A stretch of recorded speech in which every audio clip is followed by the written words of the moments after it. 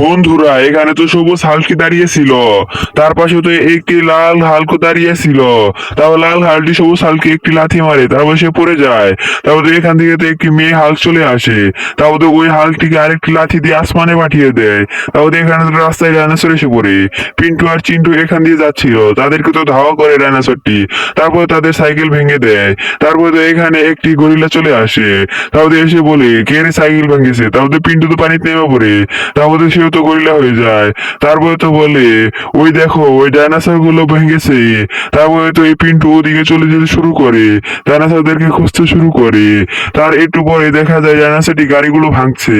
তারপরে সেখানে চলে যায় পিন্টু, যে বলে তোরা গাড়ি ভাঙছিস কেন, পারলে আমার সাথে লড়াই কর। তারপরে তো পিন্টু তাদেরকে ধরে ঘোরাতে শুরু করে, তাদের লেসে ধরে ঘোরাতে শুরু করে। আস্তে আস্তে তাদেরকে ঘোরাতে ঘোরাতে এক পর্যায়ে অনেক সুরে ঘোরাতে শুরু করে। তারপরে তো তাদেরকে মারতে শুরু করে। চিন্টু বলে আরো জেরেমি করবি, আরো গাড়ি ভাঙবি, এ বলে তো তাদেরকে অনেক জোরে ঘোরাতে শুরু করে। তারপর তো তারা পড়ে যায় আকাশে। আকাশে পড়ে যেয়ে তারা হাঁটতে শুরু করে মাটিতে পড়ে। তারপর চিন্টু বলে এবার মজা দেখাবো। তারপরে তো এই ডাইনোসর গুলো পিন্টুর ঘরের কাছে চলে যায়। তারপরে গিয়ে তো এই ঘরগুলো ভাঙতে শুরু করে। তাহলে পিন্টু তো সেটা দেখে বলে দাঁড়া, তোদের মজা দেখাচ্ছি। তারপর তো সেই ঘরতনে একটি মহিলা নেমে আসে, মহিলাটির হাতে ছিল একটি বেলুন। বেলুনি এটাতে উঠি বেলতো সে। তারপরে তো এই উঠি বেলুন দিয়ে ডাইনোসরকে একটি ঢেল মারে, ডাইনোসরটির চোখে লাগে। চোখে লাগার পর তো ডাইনোসর অন্ধ হয়ে যায়। তারপর তো পিন্টু দৌড় পারে, দৌড় দিয়ে একটি শট দিয়ে দেয়, ডাইনোসরটি আকাশে চলে যায়।